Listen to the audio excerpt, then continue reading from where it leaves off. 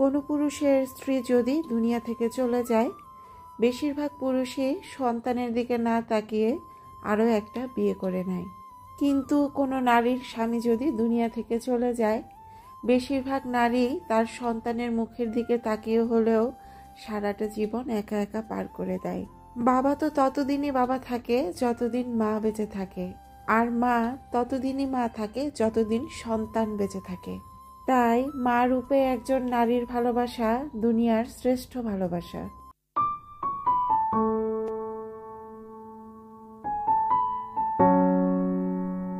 আসসালামু আলাইকুম, welcome back to my channel my daily life and kitchen থেকে আমি শিশির নতুন একটা ভিডিওতে ওয়েলকাম করছি। আশা করছি সবাই ভালো আছেন, সুস্থ আছেন। আমরাও আলহামদুলিল্লাহ ভালো আছি। শীতের ছোট দিন আর এত ব্যস্ততার ভেতরে আমি কিভাবে একটু বুদ্ধি করে সকালের কাজগুলো সহজ করে নেই বা সংসারটা কিভাবে পরিপাটি রাখি, সেটার উপরেই বেস করে আজকের ভিডিওটা সাজিয়েছি। এখন বেশিরভাগ ভিডিওতেই আপুদের কমেন্ট যে আপু তোমার ভিডিও দেখলে কাজ করার অনেকটা এনার্জি পাই, তুমি কিভাবে এত কিছু ম্যানেজ করো। মানুষ চাইলে পারে না এরকম কোনো কাজ আমার মনে হয় না দুনিয়ার বুকে আছে। এই জন্যই কিন্তু মানুষকে আশরাফুল মাখলুকাত বলা হয়, মানে সৃষ্টির শ্রেষ্ঠ জীব। তবে আমি যেটা মনে করি, জীবনে যাই কিছু করতে যান না কেন নিজের ভেতরে জেদ থাকাটা খুবই জরুরি। এখন তো আমার রুটিন বেশ অনেকটাই উল্টাপাল্টা হয়ে গেছে, তো কাজের ধরনেও কিছুটা পরিবর্তন এসেছে, কিন্তু এই পরিবর্তন দিয়েই মোটামুটি সব কিছু ম্যানেজ করতে পারছি আলহামদুলিল্লাহ। ঘুম থেকে উঠে চিয়া সিড খেয়ে এই তো ঘরের কাজে লেগে পড়েছি। আগে দেখা যেত যে সকাল 8টা পর্যন্ত আমি ওয়েট করতাম যে কাজের খালায় এসে এগুলো ক্লিন করবে, মানে গতকাল রাতে যে প্লেট গ্লাসগুলো ক্লিন করা হয়নি সেগুলো আমি নিজেই ধুয়ে ফেলি। বেশিরভাগ দিনই দেখা যায় যে আমাকে 12টা থেকে 12:30টার ভিতরে বের হয়ে যেতে হয়। জমিয়ে রাখা কাজগুলো যদি জমিয়ে রেখে দেই, দেখা যায় যে সেগুলো শেষ করতে বেশ অনেকটা সময় লেগে যায়। আর খালা যখন খুব বেশি তাড়াহুড়া কাজ করে তখন তো একেবারে দায়া সারা সব কিছু করে দিয়ে চলে যায়। নিজের কাজ অল্প করে হলেও নিজে করার মাঝে যে প্রশান্তিটা আছে সেটা কিন্তু সব সময় আসলে কাজের খালা দিয়ে হয় না, এটা আমি বুঝি। কিন্তু তারপরেও তাদের ছাড়া আমরা চলতে পারি না। সকালবেলা রান্নাঘরে ঢুকেই যে নাস্তা বানানো শুরু করব তা কিন্তু প্রতিদিন হয়ে ওঠে না। নাস্তা বানানোর আগেও টুকিটাকি বেশ অনেকটা কাজ জমা থাকে, সেগুলো শেষ করেই কিন্তু নাস্তা বানানোর কাছে যেতে হয়। আমরা যতই পরিশ্রমী হই না কেন, যত বেশি কর্মঠ হই না কেন, দিন শেষে কিন্তু আমরা মানুষ, মেশিন নয়। আর আমি কোনো জাদুবিদ্যাও জানি না। তো আগে যে কাজগুলো দেখা যেত যে একটু রিল্যাক্সে করতাম, এখন সেই কাজগুলো একটু বুদ্ধি খাটিয়ে সময়ের হেরফের করে নেই। যে কাজগুলো যেভাবে করলে সহজ হয় সেভাবেই করার চেষ্টা করি। তো এখন যারা আমার ভিডিওটা দেখা শুরু করেছেন, যদি আমার ভিডিওতে দেখানো কোনো একটা অংশ আপনার কাছে ভালো লেগে যায় তাহলে প্লিজ একটা লাইক দিতে ভুলবেন না। আর আজকে যারা আমাকে প্রথম ভিজিট করছেন, চাইলে চ্যানেলটা সাবস্ক্রাইব করে দিতে পারেন। প্লেট গ্লাস ধোয়ার জন্য যে গ্লাভসটা কিনেছি এটা নিয়ে কিন্তু আপুদের মিশ্র একটা কমেন্ট ছিল। তো মেইনলি আমি যদি এই গ্লাভসগুলো না কিনতাম, যে থালাবাটিগুলো আমার সিঙ্কে পড়েছিল, এগুলো আসলে সকালবেলা ঠান্ডা পানি ছানাপানা করে ধোয়ার আমার খুব একটা সাহস হতো না। কিন্তু এখন যেহেতু আমাকে কন্টিনিউয়াসলি এটা করতেই হয়, তো সেই ক্ষেত্রে আসলে আমার আর কোনো অপশন ছিল না। যত যাই কিছু করি, নিজে অসুস্থ হয়ে পড়লে কিন্তু সব কাজই থেমে যায়। তো আমি গতকাল রাতে কিছুটা খিচুড়ি রান্না করে রেখেছিলাম, মানে সকালবেলা নাস্তা করার জন্য, সেটাই ওভেনে গরম করতে দিয়ে এসেছি। আর এইদিকে মেয়ে ঘুম থেকে অলরেডি উঠে গেছে, ওর জন্য একটু নুডলস বসিয়ে দিয়েছি। খাবার গরম হতে দিয়ে আমার বেডরুমের যে বেডশিটটা সেটা তুলে নিয়েছি, আর এখন ওয়াশিং মেশিনে দিয়ে দেব। শীতের দিনে রোদ ওঠা মানে বিশাল খুশির বিষয়, বিশেষ করে যাদের বাসায় ছোট বাচ্চা কাচ্চা আছে। তো আমি তো এই কয়েকদিন প্রচুর জামা কাপড় জমিয়েছি, মানে আমার মেয়ের জামা কাপড়। আমার আম্মা যান কিছু পারুক আর না পারুক একদিনের মধ্যে 7 থেকে 8টা ড্রেস চেঞ্জ করে। জামা কাপড় ময়লা হওয়া লাগে না, এমনিতেই সে একটু পরে পরে জামা কাপড় চেঞ্জ করবে আর বাসার ভিতরে রেডি হয়ে ঘুরবে। বেলকুনিতে এসে আজকে মনটা কিন্তু ফুরফুর করছে, কারণ আমার বেইমান বাগান বিলাস আমাকে অবাক করে দিয়ে একটু একটু করে ফুল দিচ্ছে। সেদিন রাজশাহী থেকে একজন আপুর সঙ্গে আমার কথা হচ্ছিল, সম্ভবত নাম জেরিন আপু। ঘিয়ের জন্য আমার কাছে নক করেছিলেন। তো আপু আমাকে বলছিলেন যে আপু আপনার সমস্ত ভিডিও আমার দেখা হয়ে গেছে, আপনার ভিডিও দেখি আর মনে মনে ভাবি একজন মানুষ এত রকম করে কথা কিভাবে বলতে পারে। তো আপুকে আমি বলছিলাম যে আপু, আমার এতগুলো ভিডিও দেখেছেন, কোন ভিডিওটা আপনার সব থেকে বেশি ভালো লেগেছে? তো আপু আমাকে বলছিলেন, আপু ওই ভিডিওটা যে ভিডিওটাতে আপনি ভাইয়াকে মামুর বেটা বলেছিলেন। তো আপুর কথাটা শুনে কিন্তু আমি খুব হেসেছিলাম। ভিডিওতে ভয়েস দিতে গেলে কত রকমের কথা বলে ফেলি, আর কোন ভিডিওতে কি বলি সেটার কিন্তু কোনো ইয়ত্তা পাত্তা নাই, যেহেতু কোনো স্ক্রিপ্টেড কিছু থাকে না। কিন্তু প্রত্যেকটা আপু, আন্টি, ভাইয়ারা এত ভালো মন মানসিকতা থেকে আমার ভিডিওগুলো দেখেন, এই জন্য হয়তো বা সেই দুষ্টুমি করা কথাগুলো শুনে আপনাদের ভালো লাগে। মেয়েকে যেহেতু খাওয়াতে বেশ অনেকটা সময় লাগে, এখন কিন্তু মা মেয়ে একসাথেই খাই। আমি এক হাত দিয়ে খেতে থাকি, আরেক হাত দিয়ে ওকে খাওয়াতে থাকি। এই ভদ্র মহিলাকে যদি 1 ঘন্টা নিয়ে খাওয়াতে চাই তাহলে আর নিজের খাওয়ার কোনো সময় থাকে না। তো এই জন্যই কিন্তু বেশিরভাগ সময় এখন সকালবেলা এভাবেই খাওয়া হয়। আপুদের খেজুরের পাটালি গুড় দিয়ে দিতে দিতে নিজের জন্য একেবারে রাখতেই পারছি না। গত ভিডিওতে যে 2টা পাটালি দেখিয়েছিলাম সেই 2টা পাটালি রেখেছি, আর এই কয়েকটা গুড় আমি আমার নিজের জন্য রেখেছি।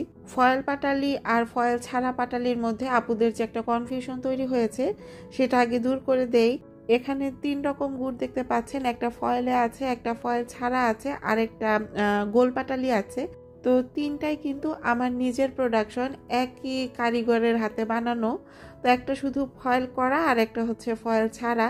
তো এখানে যে কোয়ালিটির কোনো হেরফের হয়েছে তা কিন্তু একেবারেই হয়নি। পাশাপাশি 2টা পাটালি আমি একসঙ্গে রেখে দেখিয়ে দিচ্ছি, 2টার কালারও কিন্তু সেম। কয়েকজন ভাইয়া আমাকে প্রশ্ন করেছেন যে ভিডিওতে আপনি খাঁটি গুড় অথবা খাঁটি ঘি সম্পর্কে যে কথাগুলো বলেন এগুলোর কতটুকু গ্রহণযোগ্যতা আছে, বা এগুলো আপনি কিভাবে জানেন? তো সবার জন্যই বলছি, আসলে এই বিষয়ে কিন্তু আমি একেবারেই অভিজ্ঞ ছিলাম না। তো নিজে যখন প্রোডাকশনে গিয়েছি তো কাজ কিন্তু একেবারে বলা চলে মাঠ পর্যায় থেকেই শুরু করেছি। ঘিয়ের দক্ষ কারিগর আমার চোখের সামনে ঘি বানাচ্ছে, তো ঘিয়ের ভেতরে কি হচ্ছে সেটা কিন্তু আমি জানতেই পারছি। আবার যখন গুড় বানানো হচ্ছে সেটাও আমার চোখের সামনেই হচ্ছে। যদি নিজের প্রোডাকশন না হয়, যদি মাঠ পর্যায় থেকে কাজ না করা যায়, তাহলে আপনাদের আসলে এত এত বিভিন্ন রকম প্রশ্নের উত্তর দেয়া আমার পক্ষে সম্ভব হতো না। অনেক আপুরাই আছেন যারা পুরো ভিডিওটা মনোযোগ সহকারে দেখেন না বা সব কথা শোনেনও না। তো তারা কিন্তু বলেন যে আপু গুড়টা দানা দানা লাগছে, এখানে চিনি মেশানো হয়েছে কিনা, আর শক্ত নরমের বিষয়টা তো থেকেই যাচ্ছে। তো আমি কিন্তু আমার গত ভিডিওতেও বলেছি যে অথেন্টিক গুড় আপনাকে খেয়ে দেখেই বুঝতে হবে, কিন্তু এর রসালো ভাবটা একটু হলেও থেকে যাবে। আরও একটা বিষয় হচ্ছে যে দানার যে বিষয়টা, গুড়ের ভেতরে দানা বলতেই চিনি নয়, এরকম সূক্ষ্ম বালুকণার মতো দানা কিন্তু থাকবেই। আসলে পিওর গুড়ে দানা থাকবে, এটা 2 দিন আগে আর পরে অবশ্যই দানা আসবে। তো সেদিন ফরিদপুর থেকে একজন আপুর সঙ্গে আমার কথা হচ্ছিল, আপু আমার কাছ থেকে গুড় নেওয়ার জন্যই ফোন দিয়েছিলেন। তো এই যে একটু ক্লোজলি দেখিয়ে দিচ্ছি, এই গুড়টার ভেতরেও কিন্তু দানা চলে এসেছে। তো আপুকে আমি বলছিলাম যে আপু, আপনি ফরিদপুরের মেয়ে হয়ে কেন আমার কাছ থেকে গুড় নিচ্ছেন? তো আপু আমাকে একটা কথাই বলেছে যে আমার বাবার বাড়িতে আগে গুড় বানানো হতো, আপনি গুড় সম্পর্কিত ভিডিওতে যা কিছু বলছেন সব আমার সেই বাবার বাড়িতে সনাতনী পদ্ধতিতে যেভাবে গুড় বানানো হতো সেগুলোর সাথে মিলে যাচ্ছে। তো সেই জন্যই আপনার কাছ থেকে গুড় নেয়া। শুধু ফরিদপুর নয়, মানে যশোর, খুলনা, রাজশাহী, সারা বাংলাদেশের যে যেখান থেকেই আমার কাছ থেকে প্রোডাক্ট নিচ্ছেন, আপনাদের প্রত্যেকের বিশ্বাস আর আস্থা আমি ধরে রাখার চেষ্টা করব ইনশাল্লাহ। আমি আবারও বলে দিচ্ছি, গুড় শক্ত হবে না নরম হবে এটা কিন্তু চুলার জালের উপর অনেকটাই নির্ভর করে, আবহাওয়ার উপর নির্ভর করে। আমি শুধু এতটুকুই বলবো, আমার পেজের এই গুড়টা আপনি খোলা বাজারের গুড় থেকে নিজেই আলাদা করতে পারবেন। তো আশা করছি কনফিউশনগুলো দূর করতে পেরেছি। তো যারা যারা অর্ডার করতে চাচ্ছেন স্ক্রিনে দেখানো হোয়াটসঅ্যাপ নাম্বারে অথবা ইমো নাম্বারে সরাসরি আমার সঙ্গে যোগাযোগ করতে পারবেন, অথবা আমার পেজ ঘরের গ্রান, এখানেও নক দিতে পারবেন। আমার ডেসক্রিপশন বক্সে ফেসবুক পেজের লিঙ্কটা দেওয়া থাকবে। আগে বেশিরভাগ সময় দেখা যেত যে দুপুরে রান্নাবাড়ি করার পর তারপর আমি গোসল করে নিতাম, কিন্তু এখন আর সেটা করি না। এখন গোসলটা শেষ করে তারপর হচ্ছে রান্না করতে যাই। গরমের দিনে রান্নাঘরে ঘেমে যাওয়ার একটা পসিবিলিটি থাকে, তখন কিন্তু রান্না টান্না শেষ করে একটু শাওয়ার নিয়ে ফ্রেশ না হলে ভালো লাগে না। কিন্তু শীতের দিনে ঘেমে যাওয়ার এতটা চান্স থাকে না, তো সেই জন্যই গোসলটা আগে সেরে নেই, তারপর রান্না করতে যাই।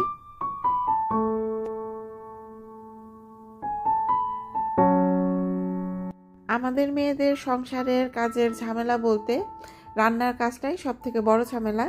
এটা যদি শেষ করে ফেলা যায় তাহলে মনে হয় 99% কাজ শেষ করে ফেলেছি। বেশিরভাগ সময় দেখাচ্ছে যে সকালের নাস্তাটা যখন আমি রেডি করি, পাশাপাশি কিন্তু আমি দুপুরের রান্নাটাও শুরু করে দেই। আবার যেদিন হাতে একটু সময় থাকে সেদিন নাস্তা খেয়ে তারপর হচ্ছে দুপুরের রান্নাটা করতে আসি, মানে খুব একটা সময় নেই না। আর ইদানিং এমন রান্না করি যে রান্নাগুলো করলে সাফানের বাবার মাথা 2 দিন পর্যন্ত ঠান্ডা থাকে।